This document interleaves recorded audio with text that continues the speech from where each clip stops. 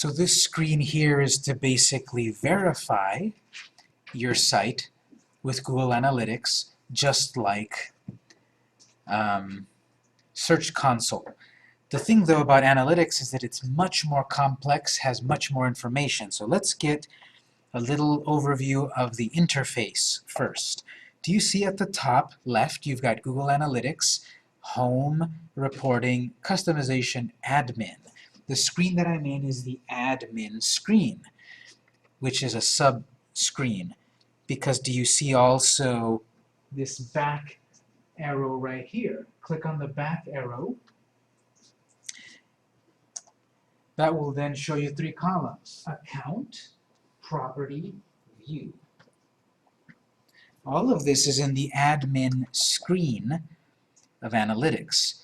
And when you choose any of the items from any of these columns, then the screen changes to focus on that one element. So that's why that back arrow takes you back to the 3-column view. The first column, you've got a drop-down button there, and as you can see in our example, we've got all of these sites that we manage. You've only got one. Then there's account settings for the whole account. There's property settings for the property, and so forth. User management, filters, history, and delete, trash can. So if you take a look at account settings under the account column, click on that. This again is going to show you some information. This is the part where you can change that if you want. Remember, it asked us and I said no, but then we can say yes and change it. If we want to change the name of that folder, that account name, we can change it there. Under user management, we can give other people access to this data.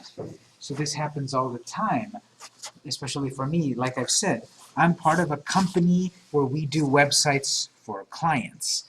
And so we would create the analytics account for the client and then give the client access to their own data. Some web design companies don't. They want to keep it all locked down to keep the person coming back and keep paying for the service. We're not that kind of company. We give the client all their passwords, all their login information. We don't hide anything from them.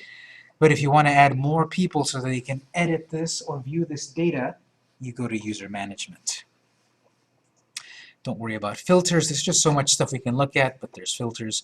If you made any changes, it's going to be found under change history. And if you want to delete this, you can delete this. This is going to delete the account. Now be careful, of course, because as I said, an account is a folder. So if I've got a folder that has multiple things inside of it, like this folder has all of this information.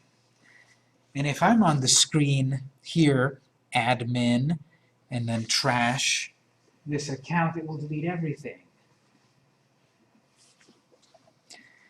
The second column, property, this is where you can have multiple things to work with. If I jump over to another example like this particular account has these properties, these websites. The data of the YouTube and the Google Plus and the blog and the art page and all of that. That's what the second column is about. You probably just have one, main page. That's fine. But from that column, the properties column, you can add more, create new property. You can add the YouTube page to track its data. You can add the blog specifically, etc. So here's where you can add more and delete this somewhere down here. From this properties column, if you look at property settings, this has some information here too. Maybe I don't want it to be called main site anymore. You can change that. Default view, industry, that's where you can change that stuff. Some quick data, advertising features, in-page analysis. Don't worry about all of this stuff really. The defaults are just fine. User management, again, if I want to add more people to be able to view this, I can. What's the difference between this user management and this user management? Again, this is the folder. I can have 10 websites in this folder. If I add someone on this level, they will be able to see the data of all those 10 sites. If I add someone on this level, they'll only be able to see the data of that property that I chose. They can see the data of the YouTube, but not the blog. So up on this level, they'll see everything. Lower. In this middle level, they'll be able to see only that particular site.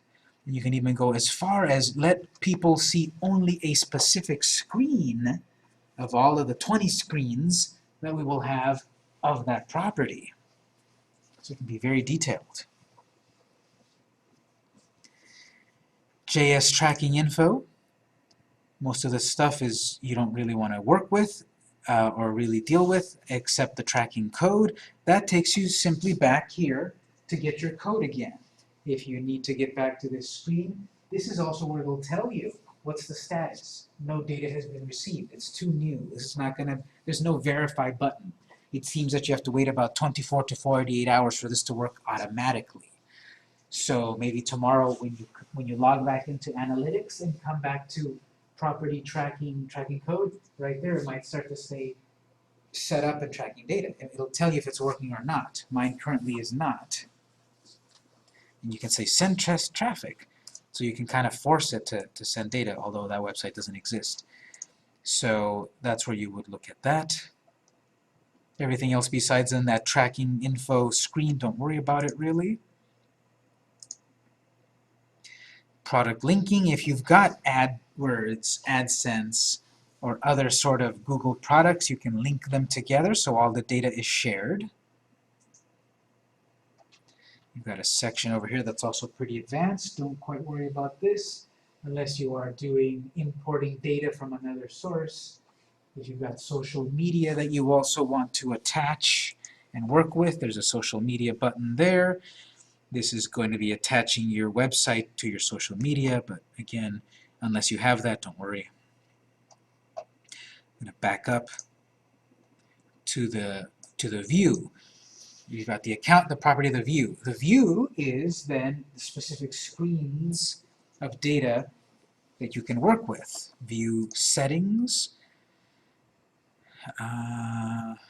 Nothing there. User management again. Goals. This is pretty useful. It's another complex thing. Under goals, we'll take a quick look under goals. Goals are one of the most important things that an SEO company has to work with. How do we know we're being successful? We set goals. This can be pretty specific or pretty nebulous in that are we going to keep track of how many sales we made, how many hits we got, what was the path? Did someone go to the home page, then the about page, then the contact page? That could be a goal. So under goals, we're not going to go through the whole process, but if I select new goal, am I going to be setting up a template or a custom? What's the name of it? Maybe I can call it sales. Again, you can explore this on your own. I want to keep track of my sales. Do I accomplish a sale? Do I reach that goal? Does a user reach that goal by visiting a certain page, staying on the site a certain time, or looking at a certain number of pages while they're on my site or an event? Did they play a video? So under sales, perhaps I'm choosing a destination, and once they reach a certain page, sales.html. And I've got other details, and I save that. This will say, okay, if people manage to get to your sales page, that's a goal that was completed. This can be set up pretty complexly. I can have it set up that if they come from a tweet, visit this page, and then buy that product, that could be a goal that I set up that Google Analytics will tell me you've got a 20% success rate. You've got a 2% success rate. You've got a 90% success rate. This is all going to depend on what you're trying to accomplish as a goal. I'm going to cancel that to back up here because I was looking at the custom goal, and I've also got templates. If I look under templates,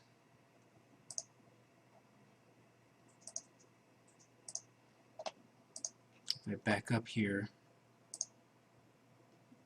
import from gallery. These templates, instead of creating a brand new goal from scratch, I don't know what I'm doing, I can go to import from gallery, and here you will see a variety of goals that people have created already: referral traffic, contact form submission. If I'm trying to see how successfully people are sending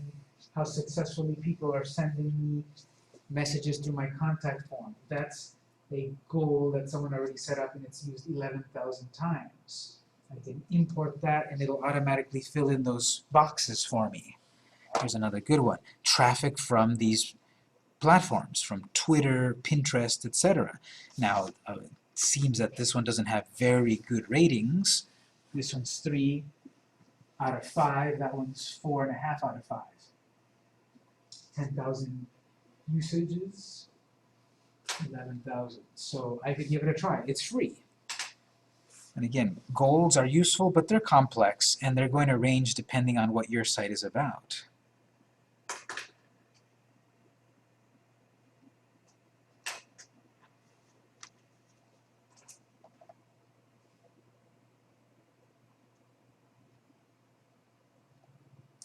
You can do custom alerts.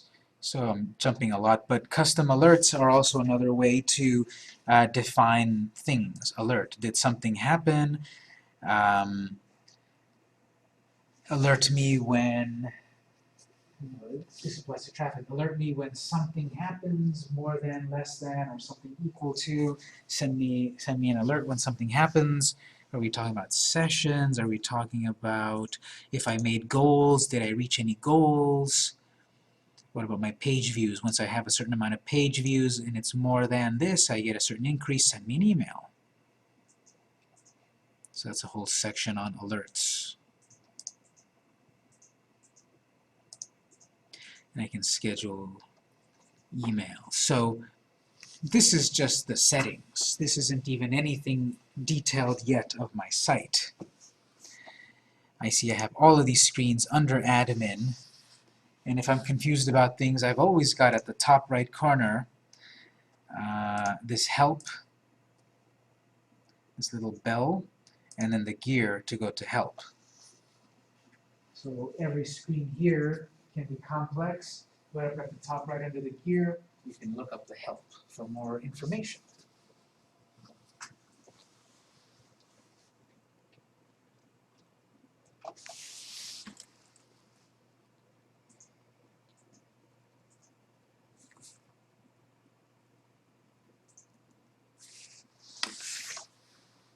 How do you set up the new goal again without using there?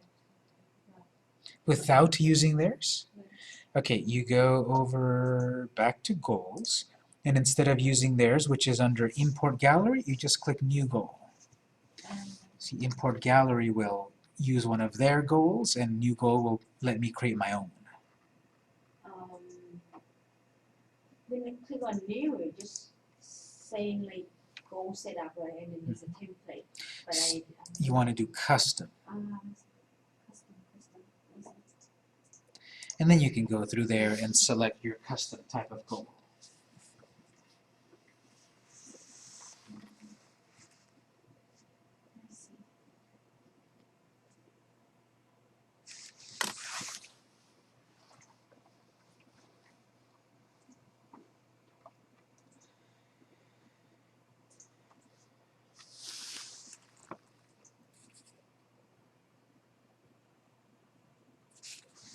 Okay, let's say then we've explored this admin screen and done different things. I'm going to go back to the home screen. Home screen will show you all your accounts. One thing that I will say, it probably won't matter to you right now, especially if you're starting this brand new, but if you've got an older analytics account, here's something to be aware of. So these are the various sites that my company works with. They've all got their own folder, and all of their data shows up in their own folder. In the beginning, when we set this up for the first time, 5 years ago, we didn't know this. What we did was, under the PMD Interactive, that's the name of our company, from that account, from that folder, what we did was we set up the different website clients. We put these different clients in this folder. Later on, what we wanted to do was we wanted to put a particular client in their own folder. The problem is there's no way to move it. I've been in contact with Google, I've emailed them, I've been in tech support with them. There's no way to do it. Their own system that they own and control and manage, there's no way to do that, which is baffling. So it probably doesn't matter to you, but for us, this is something we would like to fix. Who knows if they'll fix it? We've been, this issue has been around for years, since the beginning of Google Analytics, and they've never fixed it. I don't know if they're not able to, or they don't want to, or maybe it's fixable in the premium version, to be cynical. But here, this client's YouTube data is on this account, and then their main website is on this account, and it would be amazing if we could simply drag this and put it up there, but it just doesn't work. There's no way. They might have changed it, but the last time I was on tech support with them a few months ago, there's no way to fix that. For you as a beginner, you probably don't have to worry about it. You create the account and start adding the properties. That's it. But the point of this then is that you will see all of this data. Let me just show you an account that's already got set up a bit. You have these columns. You have your website. You have sessions. You have average session duration, bounce rate, and goal conversion rate. So sessions within this time period, because if you look on the top right corner, there's my time period. I can switch that from last year to this year, a bunch of things. But from this time period, these are the number of hits, basically. A session is a hit. There's technical differences between a hit and a session, which I'll show you in a moment. But within this time period, there were 8,500 hits to that site. Average session duration. How long did a person stay on that site while they visited the site? 1.4 minutes, or 1 minute 40 seconds. This one's got 2 minutes. This one's got 43 seconds. This one's got a minute. This one is less than a second. So average session duration, depending on your website, a particular number might be good or terrible. If I'm an e-commerce site, if I'm a restaurant site, this particular site has 2 minutes on average that people spend. This one is 1. This is almost 2 minutes. In those 2 minutes, people that visit the site often can accomplish what they need to. They visit the site, they buy now, they're done. So 2 minutes might be an average session duration, that's fine. What if I'm an author? What if I'm a blogger? If people are spending 2 minutes on my blog site, that might be terrible. They're not spending enough time reading my content. So if I've got a blog and I've got average session duration 7 minutes, okay, that might be good. But if people are spending average session duration 7 minutes on my restaurant, that might be bad. They're spending too much time on my site trying to figure it out and getting lost and not exactly using my site properly. So I can't tell you, make sure your average session duration is always 3 minutes. No, it depends on what your site is about. So those are some numbers there. Similarly, bounce rate. Basically, a bounce is that someone visits your site, a page, and leave right away without, well, not right away. They visit your site and they leave without viewing another page. 64% bounce rate on this restaurant, 31% bounce on that one, 74 on that one. So bounce rate, again, I can't tell you. Make sure your bounce rate is always under 30%.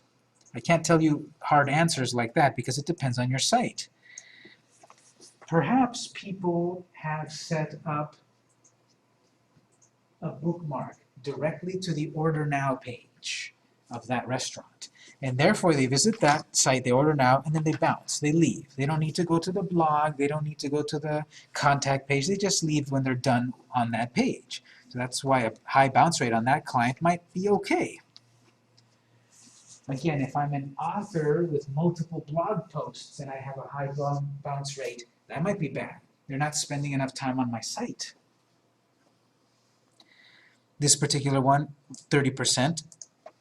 It seems that they go to more than one page, and on another screen it'll show us, of course, what those pages are. But on that client, they don't leave right away. They spend a little time on the site. Maybe they do go look at the gallery or go to other pages. And if you set up goals, there'll be a column of goal conversion rate. And usually these goal conversion rates are going to be really low, you know, in the single digits and such. That's 1% goal conversion rate, because everything has a low conversion rate usually. This flyer that's on the wall here that tells you to apply to that class, that might have a 1% conversion rate. People are going to look at it all day long, 100 people look at it, and 2 people sign up for the class. That's normal. That's a 2% conversion rate. Sounds terrible, but that's 2 people that just by looking at that sign up for the class. That's great. Obviously, I would want 100 people to sign up for it, but that's a very technical class, let's say. So here, if you've got 1% conversion, 2%, 5%, that's good. You have to check what your goal is, how attainable it is, and we'll see the details in a moment. If I've got 90% conversion rate, then you're probably rich, because people are really, really accomplishing your goal, buying your product, or whatever goal you have.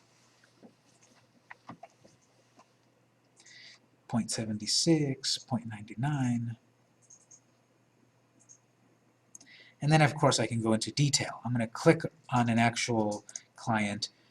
It's going to show me overview for this month. I have several screens on the left to look at. The main dashboard, shortcuts. There's so many screens to look at. I can organize them into shortcuts so I can quickly view them. Intelligence and events. This is something that I need to educate myself more on. This is relatively new. Real time, this can tell me at this moment how many people are visiting my site. Right now there's 1% on the site, but in the last half an hour there were 2 people there, etc., etc. Where's the traffic coming from? Mostly here. So every one of these screens basically is going to have a main section with subsections. A moment ago I was on audience, which was overview, and this gives me an overview of the audience. We've got audience, we've got acquisition, behavior, and conversions. So under overview of audience, I pick up myself at school. okay, great, no problem. Audience overview, here's more of the detail. 8,500 sessions in this time period from 6.8 thousand users, and they viewed 15,000 pages. That's more of the traditional hits.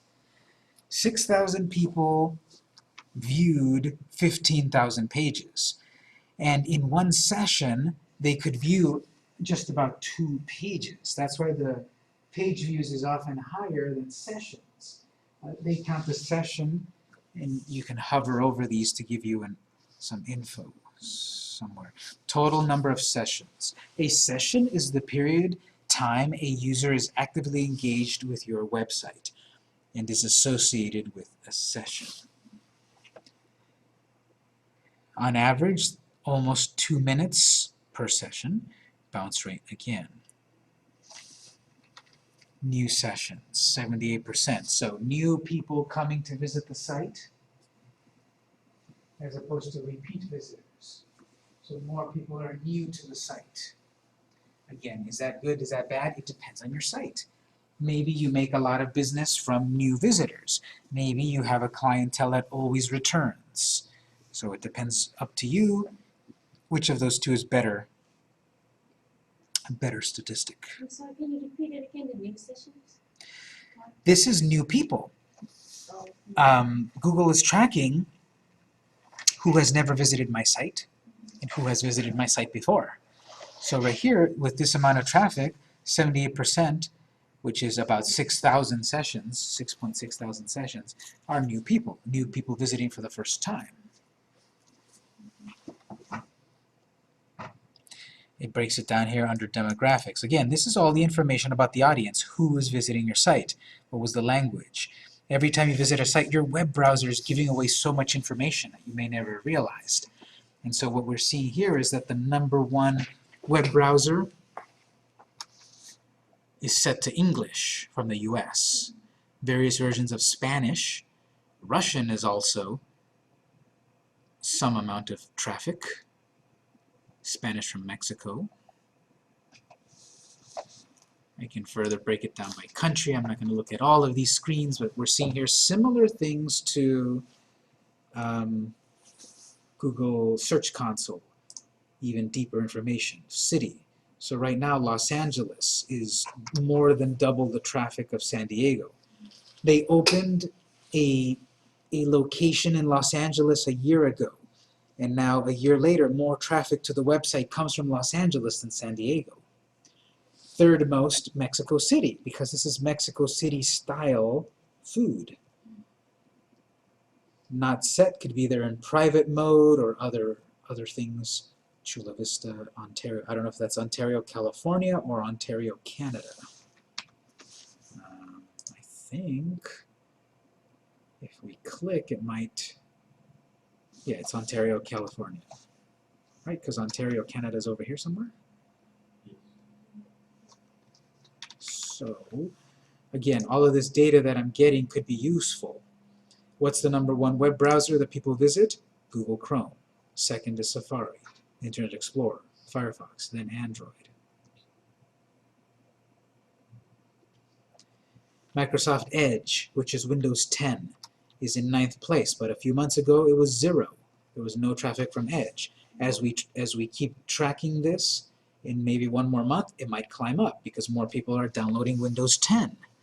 That browser might be increasing. Well, let's look at operating system. The #1 traffic comes from Android. People on their Android devices getting on their phones and ordering quickly from their Android device. That's why maybe a high bounce rate. They've got the Order Now page saved, so they just go to it quickly, order now, get their food. Second is iPhone. So the largest traffic is coming from mobile. Third is Windows. Windows Phone. Pretty small traffic there, but even smaller is BlackBerry. Time Warner Cable seems to be the highest service provider than T-Mobile, Cox, etc. On mobile, you can further break it down. Android, iPhone, Windows Phone, etc. Service provider there. Screen size. The largest screen size is a relatively small screen size, not these new big cool high-def screens.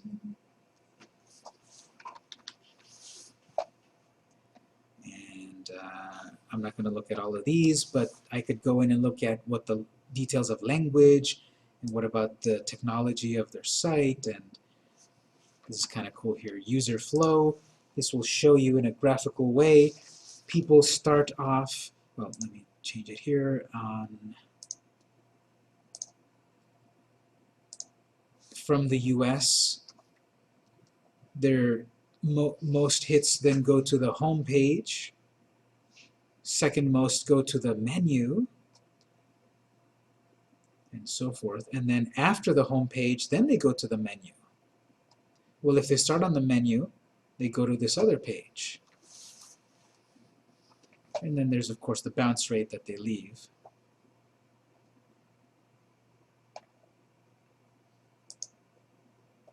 That's a whole section on audience. Acquisition is one of the important ones. I'm going to jump down to acquisition, traffic, referrals. This is what will tell you in detail where is your traffic coming from.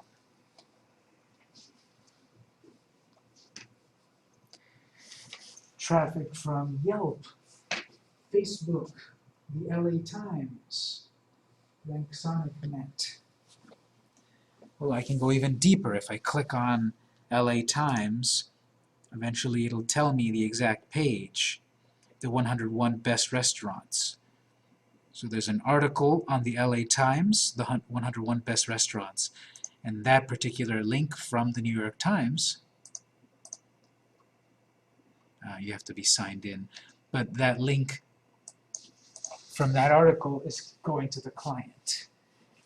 So one of the most important screens, acquisition, all traffic, referral. Where is the traffic coming from? I can get an overview conceptually under source,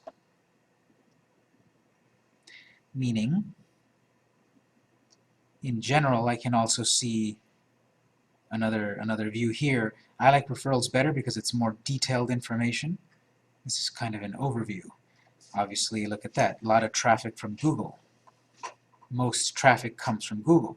Second most comes directly. They know the address by heart, and they just visit the address, they type it in, or maybe it's in their bookmarks, and they visit directly. And then the third most is Yahoo.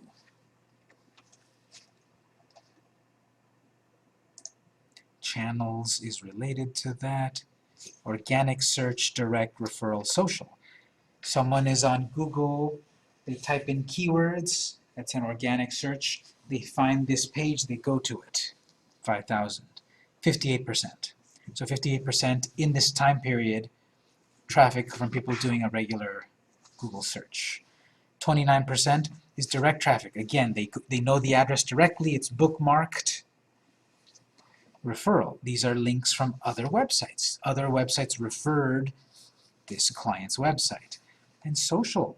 Traffic from social media, which you can then always click to drill down further, get more details.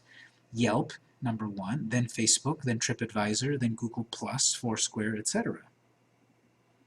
In this time period, we weren't that active on Twitter, so it doesn't show up. But we're more active on Facebook. It's showing there Facebook is getting good traffic.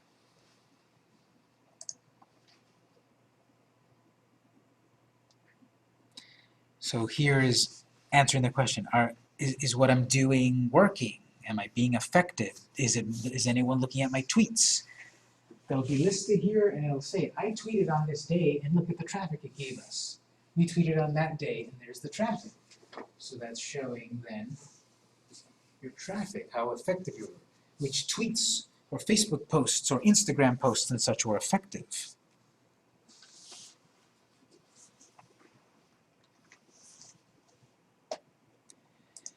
And that's why this Google Analytics concept, once you set it up, it's a very valuable thing. But there's so many screens here I'm not going to get a chance to get to. Here's if you added conversion goals. It'll be its own screen here. There were 84 goal completions. If a dollar value was assigned, it would say how valuable were those completions. That's a completion rate of about 1% to the book a table. So when people visit that page, this is the percentage of completion. And it's mostly from direct. People go directly to book the table. Second, from a Google search. Third, from Bing, and then Yelp and the rest. Obviously, if I set my time horizon, right now it's 1 month. If I set it for show me everything this year, January 1st to right now, this has been set up for a couple years, it can show us a lot of data, and so in this whole year, there's been 1,100 completions of that goal, 1% conversion rate. Again, and this now it shows it flipped around. More results are coming from a Google search than direct. And then some results from Eater, from Yahoo, from Yelp, Bing down here, Travel Channel. Someone visited the Travel Channel and then booked a table. So knowledge is power, and Google Analytics is all knowledge. Well, the power that you have here is to know who's your audience, where are they coming from, how long are they on my site, what pages are most linked to,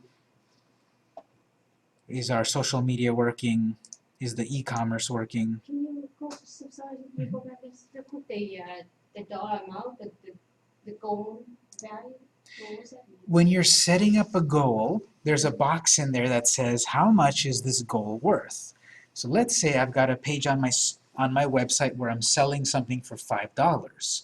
So I'm going to say if someone completes that goal, that was $5. So then this would show me all of those completions has added up to, in theory, $10,000. We didn't set that there because it's a little more complex for this because there's so many products with so many prices. They could be set up very detailed, but this is enough of a goal that we're seeing that when someone starts the process, they don't abandon it. Yeah. That happens a lot. If the checkout process is very complex, people give it up. So apparently, in this time period, people don't give it up. It's straightforward enough, it's effective enough that people complete the goal.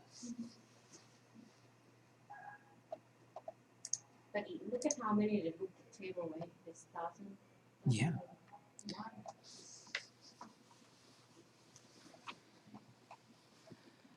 Go by months, so we'll see here toward the end of the year this is dropping down, less people, and that could be various reasons coupled with other bits of data. Maybe we weren't as active on social media to promote. Maybe at a specific time of the year people don't want to eat out. But in August was a pretty high mark, less in September, and then October, November, so that was going down. But you can compare. This is a very complex system, but a lot of data. And the sooner you set it up, the more information it will give you. So we're going to wrap up the main lecture. I've introduced a variety of concepts of Google Analytics and Google Webmaster Tools, Google Search Console. The sooner you set this up, the better, because you'll get all of this great information. Any general questions?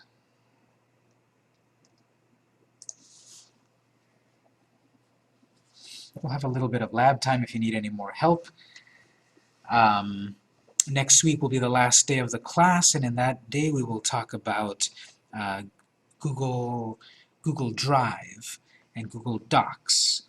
So to create collaborative documents and all of that. So we'll end at this point, have some lab time, and we'll do it again next time.